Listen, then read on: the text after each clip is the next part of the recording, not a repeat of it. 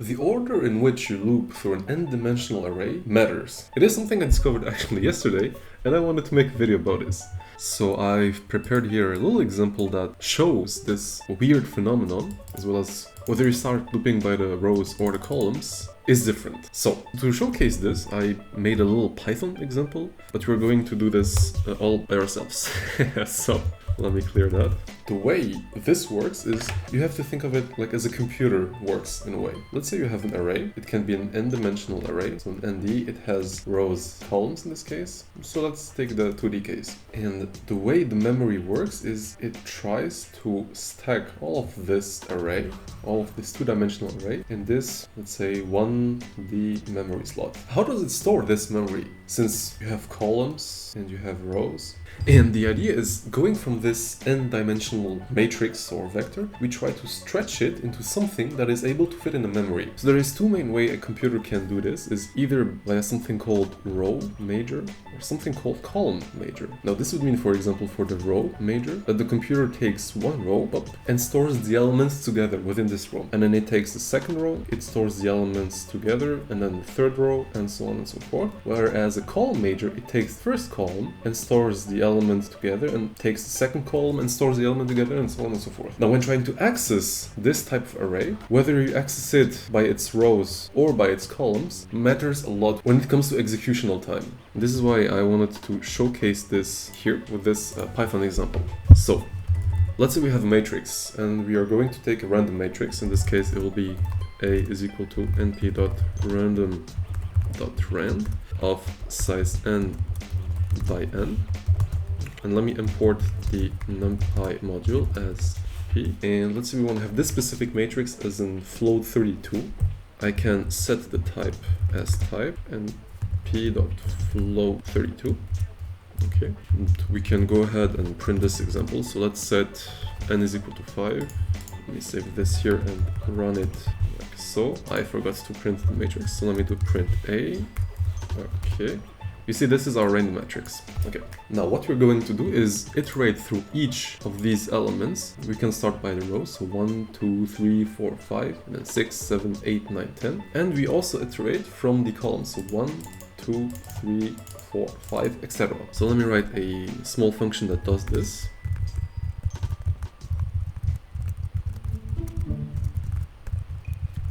Okay, now we are iterating through all of these elements. In this example, we are starting from the rows. And let's say, as a very, very basic example, we just want to increment 1 to each of these elements. So if I go ahead and print row first of A, and I run this code, you see it's none because I forgot to actually also return. Okay, see that we add just 1 to each of the elements. But let's say we don't care about the output for now. We just want to see how fast does Python iterate through all of these elements within this matrix.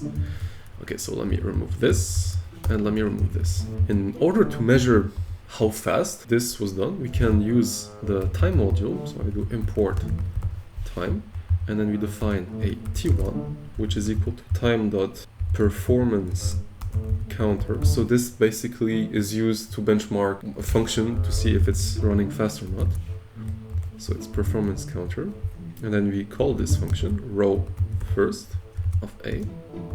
And then we define a t2 is equal to time.performance.counter again. Okay, and let's say we want to just print how fast this executed, this function right here. We use a formatted print where we calculate the difference between t2 and t1.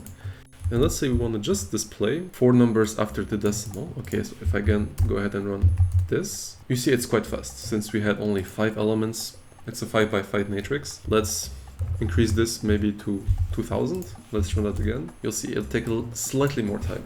Now, here we start by iterating through the rows and then the columns. What if we have another example where we start by iterating through the columns? So let's consider this one.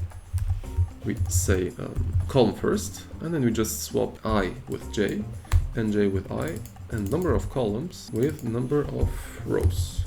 And then repeat this process where we say column first of A, and then we specify a t3 is equal to time.performance counter. We add another print statement called call first to measure how fast was it if we would iterate through the columns first and then the rows, this would be T3 minus T2. Okay, and I think we have everything. We can go ahead and run this code.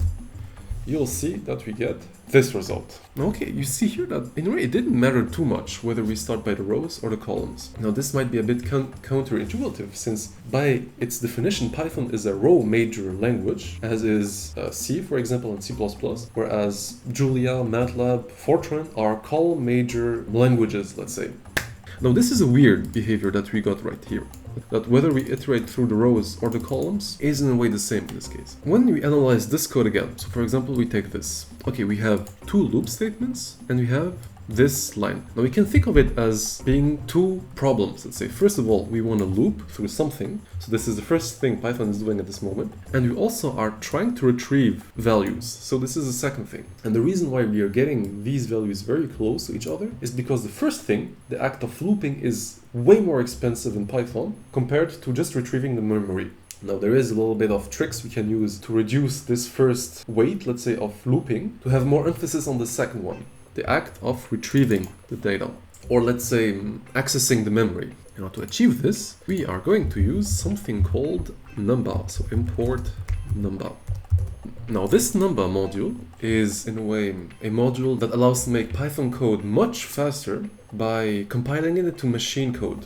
And then from this point on, we are going to use, within this Numba, we are going to wrap our function here over this numba.njit, and we do this for both of them. Now we run this example again. We see that we got a result much faster. Previously it was 0.6, now it's 0.15. Okay, we're approaching our objective. Let me increase this by 1, 0.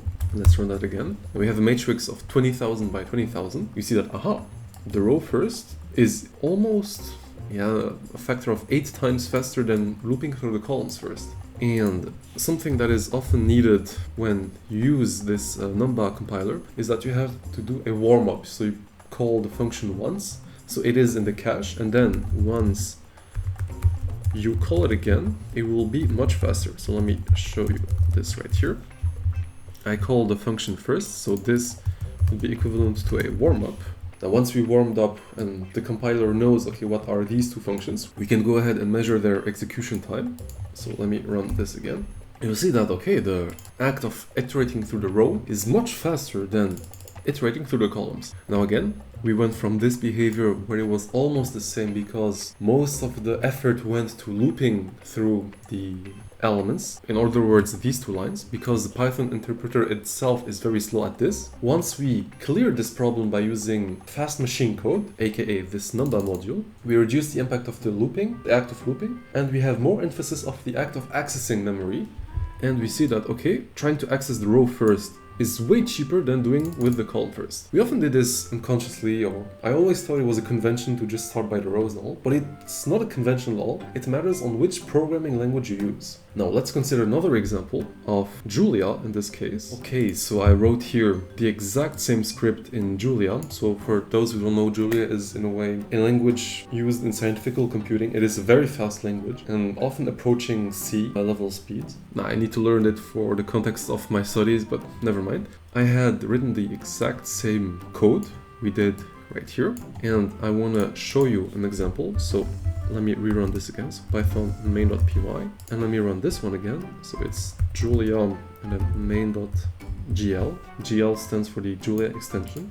If I run this code, you see first we have a function called row first, where we iterate through the rows and then the columns of a matrix created randomly with n by n elements. And then we have also a column first function where we start iterating through the columns and then the rows. And we do the exact same thing as we did right here. Now this add time is a wrapper that measures the execution time. But what I wanted to show is, okay, here it is the opposite, where if we start by the rows and then the columns, it is much slower than if you would have started by the columns, then the rows. This is because Julia is a column major programming language, whereas Python is the opposite. It's a row major programming language. So this is also a very important concept when it comes to high performance computing, to know the language you're using, how the elements are being stored in the memory and how this memory is being retrieved. And you can think of it in a way as if you're reading a book. It is far easier to read one word after after the other than to read one word in each page. Imagine you read one word, you turn the page, you read the second word, you turn the page, and all in all. So this is why it's very important to keep this in mind.